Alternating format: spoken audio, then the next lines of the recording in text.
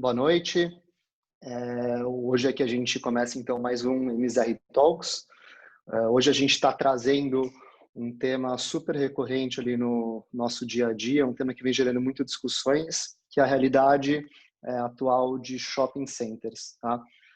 Para quem não me conhece, eu sou Vitor Zogby, sou sócio da MZR, responsável pela mesa de operações de ações e fundos imobiliários. Aqui comigo estou com o Ricardo Castro, também sócio da MZR, responsável pelas operações de crédito. E hoje a gente está recebendo um especialista no setor, Pedro Carrais. O Pedro ele tem um histórico aí de mais de 12 anos no mercado imobiliário, trabalhou ali mais de 9 anos na BR Malls. Hoje é sócio do grupo da XP e gestor e responsável por toda a estratégia de fundos imobiliários de ativos reais. Tá? Inclusive, gestor do XP Malls, um fundo que a gente é super parceiro, tem alocação ativa. Então, Pedro, se você quiser se apresentar inicialmente, já fiz um heads up aí. Legal, Vitor. Obrigado pelo convite. É sempre um prazer estar aqui com vocês e também com os investidores finais. Para a gente é sempre super importante estar próximo dos investidores, sobretudo nos momentos de maior incerteza, como esse que a gente está vivendo depois da pandemia, né? Como o Vitor falou, eu estou no grupo há um pouco mais de 3 anos e 3 meses. Eu vim para a XP depois de quase 10 anos de BR Malls. BR Malls, para quem não conhece, uma das maiores empresas de shopping da América Latina, do Brasil. Eu trabalhei lá praticamente desde o início da companhia, desde a fundação, em outubro de 2007, e saí de lá no início de 2017, num primeiro momento, para montar um fundo de shoppings na XP, que é o XP Malls. Hoje um fundo bastante conhecido, são mais de 240 mil investidores, um dos 3 fundos com o maior número de investidores de toda a Bolsa.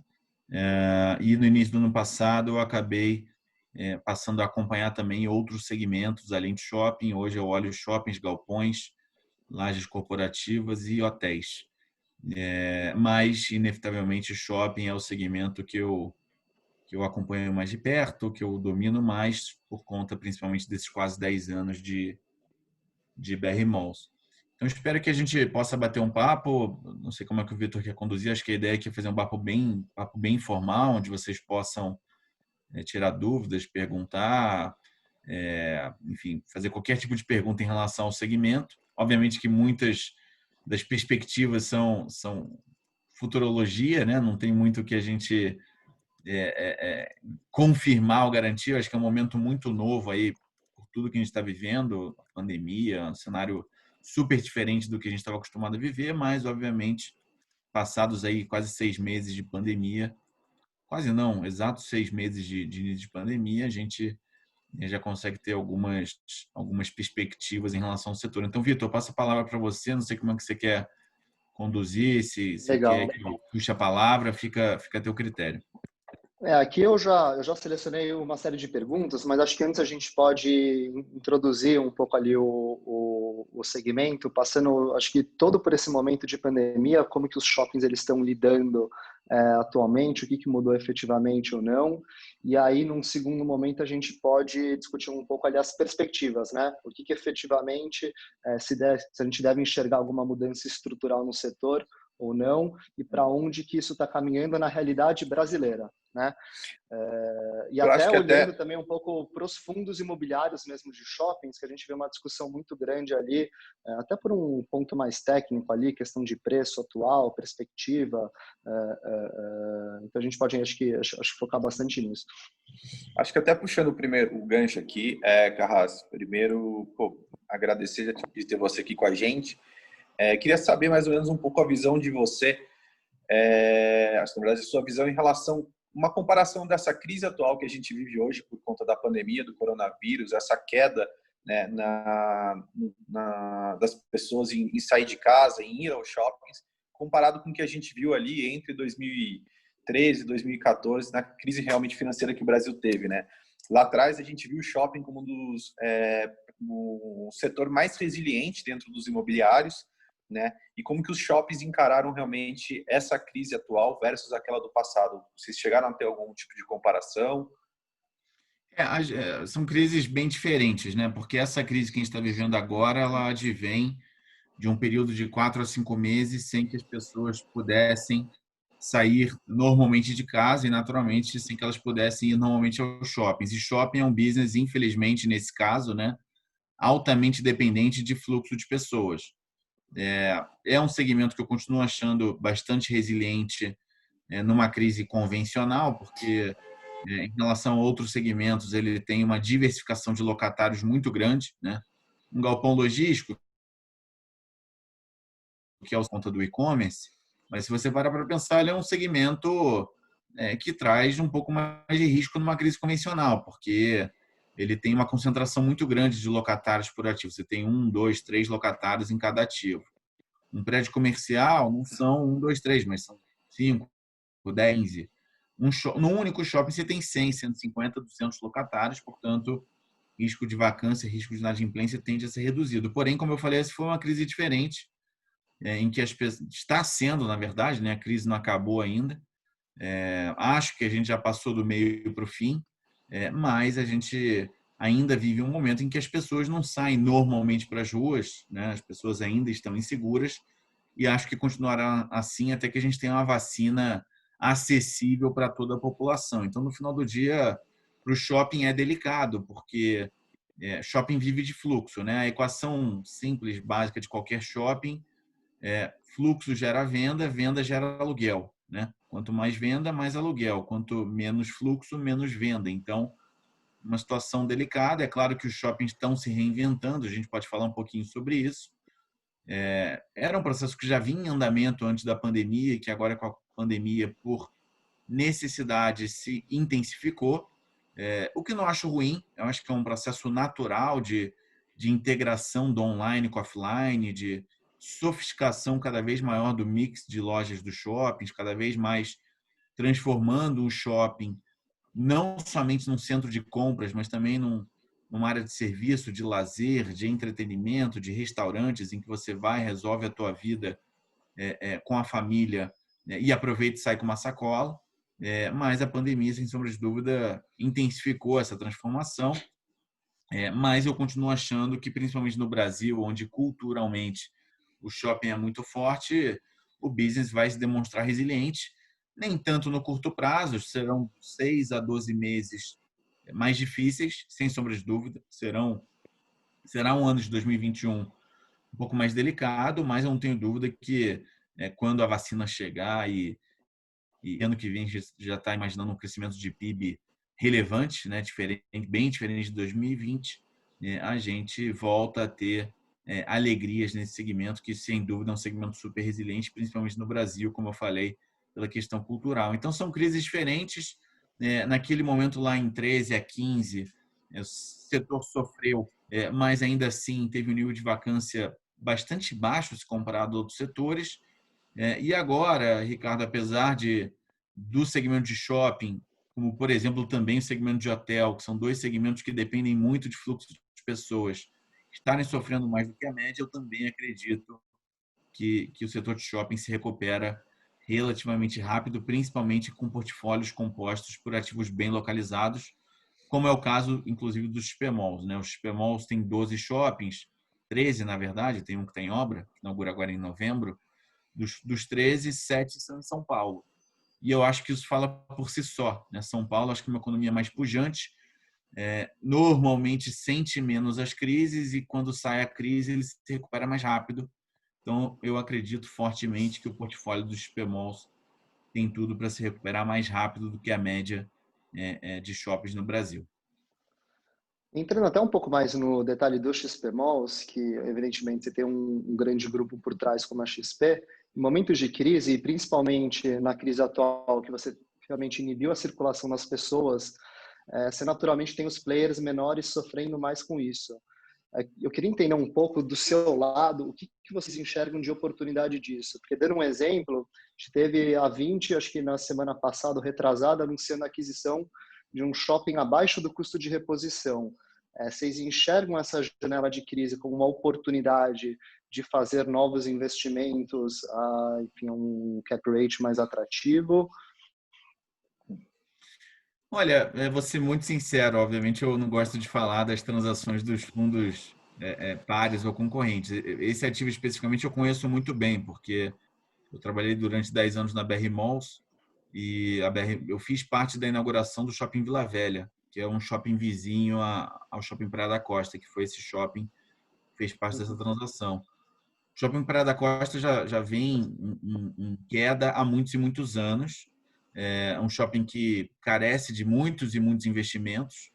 É um shopping que vem perdendo muito mercado, não somente pelo fortalecimento do Shopping Vitória, que fica logo depois da ponte, né, que liga Vitória a Vila Velha. E para quem não conhece, Vila Velha é do lado de Vitória, então atravessar a ponte é muito simples, muito trivial. E o Shopping Vila Velha, que foi o shopping da BR Malls que inaugurou, se eu não estou enganado, em 2014, no mais tardar 2015, é um shopping de mais de 70 mil metros de área bruta locável, completíssimo, que vem ganhando cada vez mais espaço no mercado de Vila Velha e também Vitória. Ele já vem começando a machucar cada vez mais Vitória. Então, esse é um caso absolutamente atípico, Vitor. É um shopping, na minha opinião, estressado. Nada contra a tese, mas é o tipo de aquisição que a gente não faria. E isso, por ser um shopping estressado, que há muitos anos vem tendo uma queda representativa do resultado, justifica, na minha opinião, fazer uma transação num valor mais baixo, no custo de reposição mais baixo.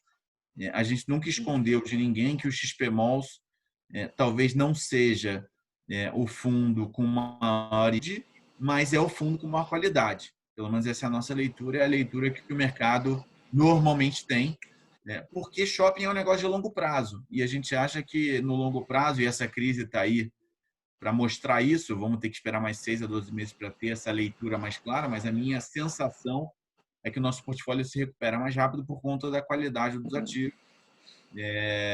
E é o tipo da transação estressada que, particularmente, a gente não faria. Infelizmente, apesar da gente estar buscando operações oportunísticas, vamos chamar assim, juros caíram, né, ao mesmo tempo. Então, fica sempre aquela discussão com o vendedor de, poxa, o momento é mais estressado, o risco é maior, por outro lado, o juro está bem mais baixo, cuja oportunidade caiu. Então, via de regra, os caps deveriam fechar. Então, não acho que essa transação é uma transação comparável. Tá? Eu não vou dar mais detalhes do que eu Sim, posso, mas a gente está mais como vendendo um exemplo genérico para entender se no cenário atual existam, ele abre oportunidades, de repente, ali para novos investimentos, né? assim, eu não vou dar mais detalhes do que eu posso, mas a Uhum. gente está vendendo um ativo do nosso portfólio numa cidade bastante secundária por um cap próximo a 7, olhando para 19. Quando a gente olha para 21, que na minha opinião vai ser pior que de 19, vai ser pior que 19, sendo bem sincero, é cap de 6 e alto na minha cabeça. Então, a gente acredita fortemente que transações nesse padrão de cap não serão comum, não serão uma constante da indústria que segue, na minha opinião, informalmente, ainda com caps bem fechados. Legal. Se você puder comentar também como que os shoppings eles lidaram nesse momento da pandemia para realmente conseguir manter as operações de pé de uma forma saudável, o que teve de mudança estrutural ali na operação, seria bacana. Olha, a pandemia foi uma novidade para todo mundo e a gente se viu obrigado a se transformar o mais rápido possível, né? Como eu falei, a transformação já vinha acontecendo, mas num ritmo mais lento. E com a pandemia, do dia para a noite, 570 shoppings no Brasil estavam fechados, né? Que é uma situação absolutamente inédita na história do país. Então, duas coisas aconteceram em paralelo. O primeiro foi as administradoras tendo que repensar rapidamente o que fazer no relacionamento com os locatários, né? Então, imediatamente, na minha opinião, e corretamente, as empresas cessaram a cobrança de aluguel, porque, e eu falo isso porque eu já fui franqueado, né? Eu já fui franqueado de uma loja de alimentação o lucro de um franqueado em condições normais de temperatura e pressão já é um lucro baixo, já é um lucro apertado. E no momento que ele deixou de faturar, ele estava muito mais preocupado naquele momento, lembrando que muitos franqueados vivem da loja, né, vivem dos seus investimentos em varejo, como core business, né, como atividade principal. Eles estavam muito mais preocupados em botar comida em casa do que em pagar o aluguel. Então, corretamente, os shoppings abdicaram da cobrança de aluguel durante o fechamento dos shoppings e concentraram esforços em arrecadar o condomínio, porque não dá para cessar a cobrança de condomínio. O condomínio é como o condomínio do prédio de todos nós. O condomínio não deixa de existir, porque você tem folha de pagamento para pagar, você tem um mínimo de luz, porque os shoppings estavam operando ali com operações essenciais, né? Serviços, supermercados, farmácias, um mínimo de limpeza, porque não dá para você deixar o shopping largado. Então, primeira atitude que boa parte das administradoras no Brasil fizeram foi não cobrar o aluguel. Na outra ponta, pensando aí com a cabeça de empreendedor, as administradoras tiveram que se reinventar e com os shoppings fechados se intensificaram as ações de integração do online com o offline, né? Se tem um segmento que sai vencedor da pandemia é o e-commerce, porque as pessoas, por obrigação, por necessidade, tiveram que passar a usar cada vez mais o e-commerce do dia para a noite. Para aqueles que já usavam, passaram a usar mais. Para aqueles que não usavam, tiveram que passar a usar, porque simplesmente não tinha comércio de rua, não tinha comércio de shopping para fazer as compras. E aí os shoppings trouxeram algumas iniciativas, algumas inovações para se adaptar a essa nova realidade. Então, alguns exemplos, né? O delivery, que era uma atividade que já vinha sendo praticada, passou a ser intensificada. Então, as operações que aderiram a esse delivery passaram a simplesmente fazer aceitação de pedidos de forma online para usar o shopping como um mini centro de distribuição para fazer as suas entregas para o consumidor final. Drive-thru também foi uma iniciativa muito utilizada, quer dizer, o consumidor passou a poder pedir fazer os seus pedidos online, passava de carro no estacionamento e pegava o seu produto.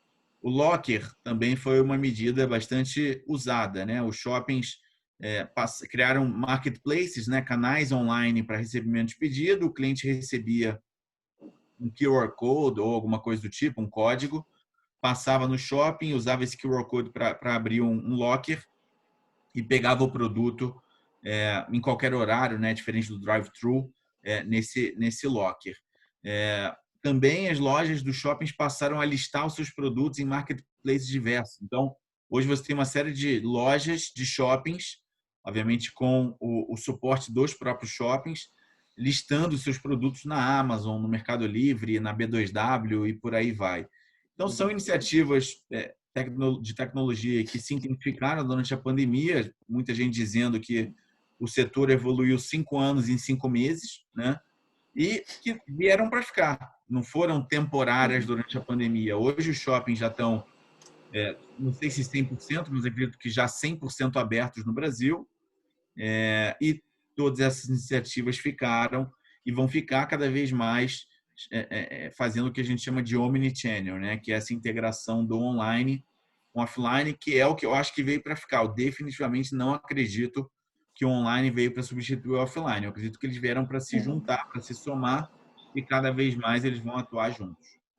Acho que até aproveitando já esse gancho aí, Carras, como é que você vê a recuperação tanto dos fundos, né, em termos de preço, né, até mesmo dos próprios shoppings? Porque à medida que você tem ali um crescimento muito, muito forte no online, desse avanço que você falou, não tem um questionamento ou não do locatário, do lojista, se ele vê que ele está tendo mais resultado no online, até mesmo sair do shopping pelo custo que ele tem de um aluguel, que ele tem de um condomínio e focar numa operação só online, e até mesmo como é que você vê ali a recuperação de fluxo, né? Você falou muito ali no começo que o shopping no Brasil ele vem cada vez mais se tornando, né, um centro de serviços, um centro de lazer, onde as pessoas vão para fazer mais coisas, além do que simplesmente ir na loja para comprar uma coisa. E como é que você vê isso também no comportamento das pessoas, né, daqui para frente?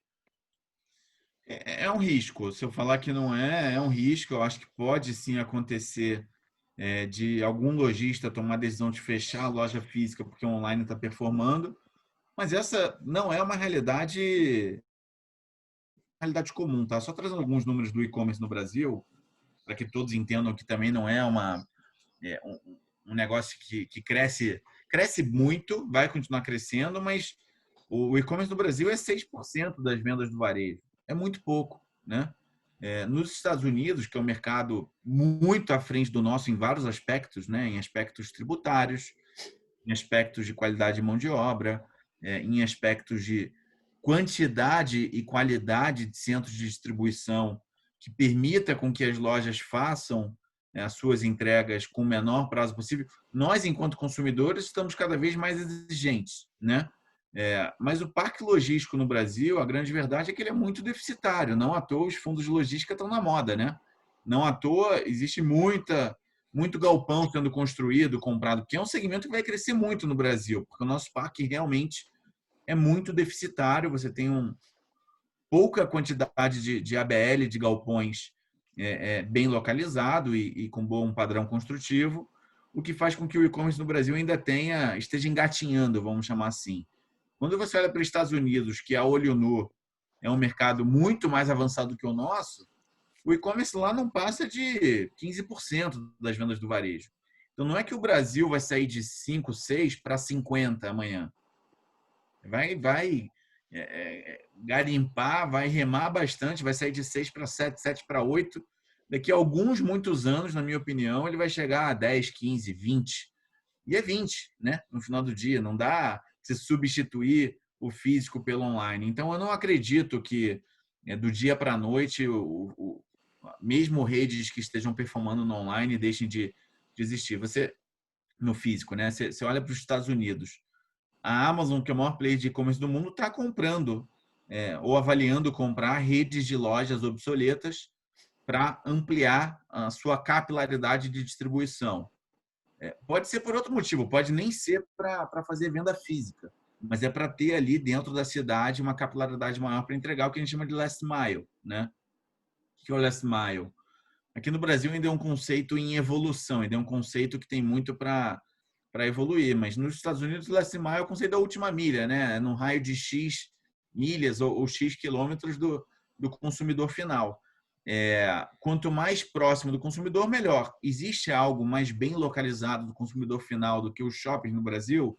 Acho que não. Os shoppings no Brasil são muito bem localizados, eles estão encravados nos grandes centros urbanos, diferente dos Estados Unidos, onde você tem muitos shoppings nas rodovias, fora das cidades, etc. Aqui os shoppings são dentro da cidade, né? Já nasceram assim, a grande maioria deles. Então, eu realmente acho que essa integração é que vai prevalecer. Eu não acredito na substituição do físico pelo online. Aproveitando essa pergunta, Carlos, deixa eu até engaixar aqui uma outra. A gente vê, principalmente, a gente que está numa área um pouco mais de assessoria, existem alguns investidores que têm uma aversão de investimento em ativos de shopping centers. Eles acabam olhando para tendências globais, em alguns países específicos, que você realmente tem ali um foco maior em comércio de rua, mas a realidade do Brasil é outra, né? Acho que o Ricardo entrou um pouco nesse ponto, que aqui você não tem simplesmente um centro de compra, você tem realmente um centro multifuncional, onde os shoppings acabam sendo um centro de lazer com outros serviços. E aí queria que você comentasse um pouco disso e até explorando um pouco o universo dos XP Malls, como que vocês trabalham dentro dessa estratégia, no fundo. Perfeito. Eu acho que você abordou um ponto super importante, né? A indústria de shoppings no Brasil é uma indústria muito resiliente, por alguns motivos. Primeiro, a ABL per capita, né? O número de área disponível para shopping per capita no Brasil é infinitamente menor do que países mais desenvolvidos, como Estados Unidos, Canadá, mesmo o México, que é um país, digamos, mais comparável, a gente tem menos ABL per capita do que os outros. Então, quer dizer, aqui não tem grande oferta de shoppings, o que é muito diferente de outros países. Segundo, a penetração do e-commerce, que foi o que eu acabei de falar há pouco. Vai crescer? Vai crescer. vai continuar crescendo 2 dígitos ao ano? Vai continuar crescendo 2 dígitos ao ano, cada vez mais, inclusive agora, depois da pandemia. Mas não vai sair de 6% para 50% do dia para a noite. Ele vai subir paulatinamente ao longo dos próximos anos. Terceiro, o mix de loja de shopping. Muita gente não sabe, mas esse negócio de cinema em shopping, que hoje é absolutamente comum, nasceu no Brasil. O shopping no Brasil já nasceu, e a indústria do shopping no Brasil é uma indústria relativamente recente, deve ter... O primeiro shopping do Brasil, para quem não sabe, foi o Iguatemi Faria Lima, né? Ele é um shopping, parece novinho, super bem cuidado, mas é um shopping de 1960, aproximadamente, 1966, se eu não estou enganado.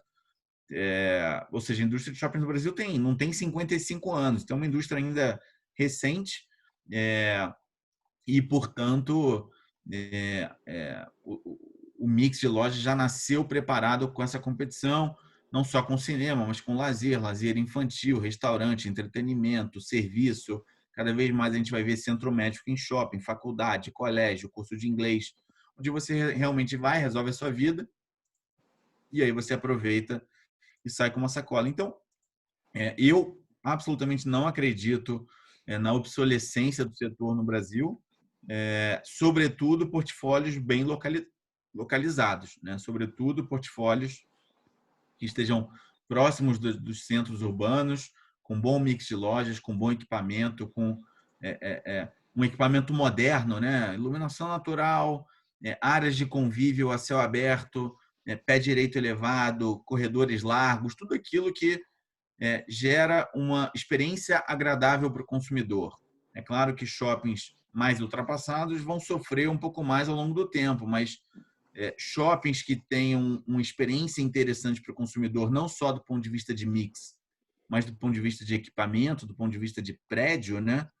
São um produto, na minha opinião, muito resiliente. E eu sempre acho interessante na carteira do investidor ter diversificação, né? Então, para aqueles que gostam de imobiliário, eu não vejo por que não ter um pedaço de shopping, um pedaço de galpão, um pedaço de laje, porque os ciclos econômicos são variados, né?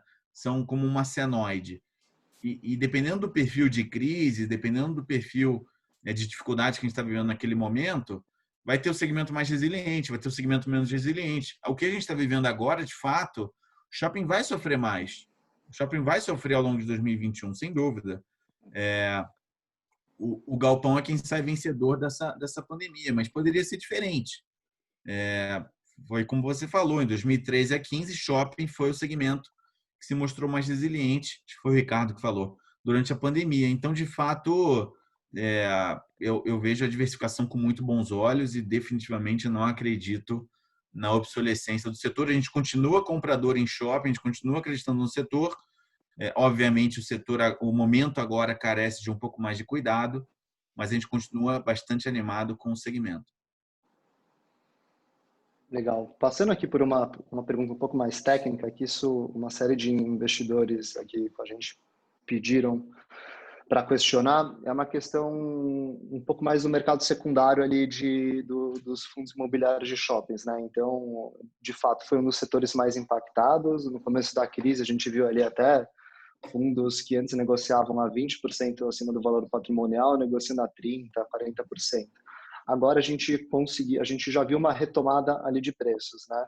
Existe uma pergunta muito clara que se você enxerga que os preços eles devem ser retomados ao patamar pré-pandemia no médio prazo, e se houve de fato alguma destruição de valor dos shoppings ou se realmente a gente tem hoje uma distorção ou algum impacto um pouco mais técnico ali nos preços. Assim, o mercado secundário ficou meio desnorteado depois da pandemia, né? No primeiro momento, uma queda muito abrupta e expressiva que definitivamente não fazia sentido. Então, quer dizer, o próprio XP Malls, para pegar esse exemplo, né? A cota devia estar por volta de 120, veio bater 61, 62, se eu não estou enganado no low ali no início de abril. Não faz nenhum sentido, por quê? Os shoppings continuaram lá, nenhum shopping foi demolido, nenhum shopping deixou de existir, o fundo de comércio não deixou de existir, ele só estava fechado. Então, claramente foi um pânico decorrente do processo de oferta e demanda do mercado secundário. Então, claramente um movimento sem respaldo técnico, vamos chamar assim. A cota voltou muito rápido, né? Se você considerar que em 3, 4 meses ela saiu de 62 para 109, 110, ela voltou muito rápido, mas a contrapartida de resultado ainda não veio. A gente está vivendo, vai continuar vivendo ainda, como eu falei, na minha cabeça, ao longo de 2021 inteiro, um cenário de alguma incerteza na arrecadação de aluguel dos shoppings e, consequentemente, na distribuição de rendimento dos fundos de shopping. Então, falar que a cota vai subir muito mais, e aí, de novo, né, o mercado é soberano, é oferta e demanda, mas falar que a cota tem muito mais espaço para subir no curto prazo, tendo a achar que é um pouco improvável. Agora, com uma visão de um pouco mais de médio prazo, olhando para 2022, 2023, e eu sempre gosto de mencionar, Vitor, que investir em fundo imobiliário é igual investir em imóvel. Igual investir em imóvel. A diferença é que é mais líquido e tem isenção. Ninguém comprou um apartamento hoje para vender amanhã, né? Pode até ser que você venda por necessidade, porque surgiu uma oportunidade imperdível, porque valorizou 30% em um mês. Pode ser. Mas o mindset é que ninguém compra hoje para vender amanhã. Fundo imobiliário deveria ser a mesma coisa. Deveria ser um investimento de longo prazo. Se surgir a oportunidade de vender, porque a cota valorizou 30% em um mês, quem sou eu? Acho que tem mais aqui realizar, tem mais aqui vender. Mas não deveria ser o cenário base. Então, por que eu estou falando isso? Porque quando a cota saiu de 120 para 62, não deveria ser objeto de venda, porque provavelmente ninguém ligou, a não ser que seja por necessidade, né? Pô, preciso de liquidez, preciso vender a qualquer custo. Legal, faz parte, infelizmente. Agora, quando veio a pandemia, acho que ninguém ligou para a imobiliária e falou, pô, o meu apartamento que valia 1 milhão, vale 700 mil agora, vende. Acho que ninguém fez isso, né? Primeiro porque o valor do imóvel não passou a ser marcado com 30% de deságio do dia para a noite. E segundo, que ninguém ordenou a venda ali para o corretor de imóveis. Então, quando eu falo investir no longo prazo, é para evitar esse movimento de venda em cenários de estresse como esse que a gente viveu durante a pandemia. E porque quando você compra hoje a 109, 110, eu particularmente volta para 130, 140, 150. Talvez não em 2021, porque talvez não tenha contrapartida de resultado, mas olhando para 22, 23, 24, por que não? Eu acho que sim. Então deveria ser um investimento com visão de longo prazo. Eu sou comprador ainda de shopping no preço de tela, olhando para longo prazo, para médio e longo prazo. O Carrasco, de fato, a gente teve um pânico muito forte no mercado, e também como é um mercado com muitos CPFs ali de investidores, você teve uma certa migração também, né, para ativos de renda variável, mas é um movimento que a gente está começando a ver que ele está começando a dar uma estabilizada, né? O Carrasco, eu acho que até aproveitando esse gancho que você falou um pouco da recuperação mais lenta vindo por conta dos aluguéis, por conta dos shoppings, o mercado hoje, vamos colocar o mercado brasileiro de shoppings, se você pega ali as 4 principais administradoras, né, depois que a gente teve a joint venture ali da aliança com a Sonai, controlam ali cerca de 20% do Brasil. Né? Corrija até se eu tiver um pouco os dados errados. Mas você vê que no longo prazo existe uma oportunidade de crescimento do portfólio dessas administradoras também, né? À medida que você tem ali alguns shoppings demorando para se recuperar na mão de empresas familiares, e essas grandes aí têm uma oportunidade ainda até de expandir o portfólio e comprar bons ativos, que na verdade abre até caminho também para os próprios fundos imobiliários lá na frente, com novas emissões, virarem sócios em conjunto também, né? Sem dúvida. Vamos lá. Eu vou separar aqui os últimos 15 anos em 2 momentos. Tá? O primeiro momento, lá de 2006 a 2015, ou 2014. E por que eu estou falando de 2006? Porque 2006 foi o ano que começou o boom de IPO de empresas de shopping. Né? Então, a BR Malls abriu capital, a Multiplan abriu capital, a Iguatemi abriu capital, a Aliança abriu capital, a Sonai Brasil abriu capital e outras empresas abriram capital. General Shopping, JHSF, etc. E naquele momento era uma corrida por quantidade. Então todo mundo tinha o pitch de consolidar a indústria, uma indústria muito fragmentada, como você falou. Você pega a siderurgia, mineração, por exemplo, para pegar um exemplo, As três maiores do mundo, do Brasil, tem 70%, 80%, 90% do mercado, né? Shopping, como você falou, é 15, 20, 20 e pouco. Então, o player a consolidar. Então, BR Malls saiu igual louca comprando shopping. Saiu de... Quando eu entrei, a companhia devia ter 10 shoppings. Quando eu saí, tinha 50. Então, um play de consolidação muito forte, todo mundo crescendo muito, né? Cada um com sua estratégia, mas todo mundo muito agressivo em consolidar o mercado. Quando veio essa crise de 13, 14 e 15, percebeu-se que shoppings em cidades secundárias sofrem mais que shoppings em cidades primárias. Porque o Brasil, que é um país muito grande, continental, e a renda das pessoas é muito diferente de uma capital vis-à-vis o interior, né?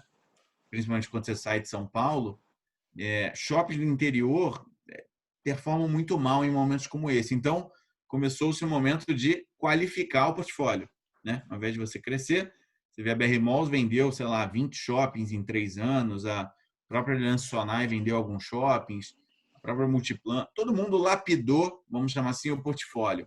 Então, eu, particularmente, no curto prazo, não consigo enxergar uma consolidação muito grande do setor, porque a gente vai viver 1, 2 anos mais difíceis por conta da crise mais recente.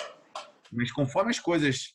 E aqui é Brasil, né? Quando a gente achou que estava entrando num ciclo muito forte de crescimento, veio aí essa pandemia. Todo mundo esperava em janeiro que 2020 ia ser espetacular, né? Essa era a expectativa. 2020 tinha tudo para ser o melhor ano dos últimos muitos anos, né? E deu no que deu. Então, eu acho que a gente vai ter que esperar mais alguns anos para ter uma performance melhor no setor e voltar a ver uma potencial consolidação, mas que é muito factível, tá? Hoje, os melhores ativos, na minha opinião, que não estão na mão dos grandes players, estão nas fundações. E as fundações, em tese, têm um prazo aí de mais, se não me engano, 7, 8 ou 9 anos para desinvestir os imóveis que elas detêm diretamente, né? Então, temos que aguardar. Acho que tem água para rolar ainda. Eu não consigo ver as fundações, exceto uma exceção ou outra, fazendo grandes investimentos no curto prazo. Quem tinha que fazer, na minha opinião, já se acelerou e fez. Então, eu não consigo ver uma consolidação muito forte no curto prazo. Mas, com certeza, oportunidades de aquisição existirão, como existiram nos últimos anos e vão continuar existindo. Então, eu não consigo ver a atividade de M&A estabilizando no setor, não. Acho que ainda tem muita coisa para acontecer. Até tocando nesse assunto que você falou de nichos, o grau de recuperação deles é diferente. Você enxerga, então, o nicho mais premium, ele tem uma recuperação mais forte agora do que as classes médias baixas? Vamos lá. O que a gente está vivendo hoje, setembro de 2020, não necessariamente. As classes mais baixas têm até tido uma performance de venda melhor. Mas, para mim, isso tem nome e sobrenome. Chama Corona Voucher, né? Eu acho que as classes mais baixas têm tido uma performance boa por conta do Corona Voucher. Culturalmente, no Brasil, as pessoas deixam de comer, mas não deixam de comprar. Então, por exemplo, cidades do Norte e Nordeste têm tido uma performance melhor até nas vendas nesse primeiro momento, na minha opinião, por conta do Corona Voucher e por conta da menor penetração do e-commerce. Porque como o e-commerce não tem uma grande penetração no Norte e Nordeste, diferente do Sudeste, do Sul, até do próprio Centro-Oeste, as pessoas lá se veem mais obrigadas a irem para o shopping e gastam o dinheiro do Corona Voucher, né? Até a gente tem lido aí muita gente que não tinha emprego e está ganhando o Corona Voucher. Então, quer dizer, deu um boost aí no consumo. Agora, o Corona Voucher não só reduziu agora, como vai acabar em dezembro. Então, o que vai ser em janeiro, fevereiro, março? Aí eu acho que inverte. Aí eu acho que os shoppings mais bem localizados, mais premiums, vão ter uma performance melhor do que os shoppings em cidades secundárias e mais BC. Eu acho que os shoppings A, B vão performar melhor nesse momento, porque são classes menos suscetíveis à crise, né? Então, o que a gente está vivendo hoje não é o que me parece que vai acontecer em 2021. Aí é opinião, aí já entra um pouco no campo da futurologia, mas é a minha opinião pessoal. Não dá para saber. E aí acho que só fechando aqui, olhando para frente, né? Então, saindo do período pandemia, o que você enxerga que os shoppings eles vão estar diferentes em relação ao patamar de hoje? Acho que a gente já comentou bastante dessa integração com o mundo online, que você de fato acelerou isso em todas as perspectivas. Essa consolidação, como que ela é feita olhando ali para o consumidor final? O que muda efetivamente?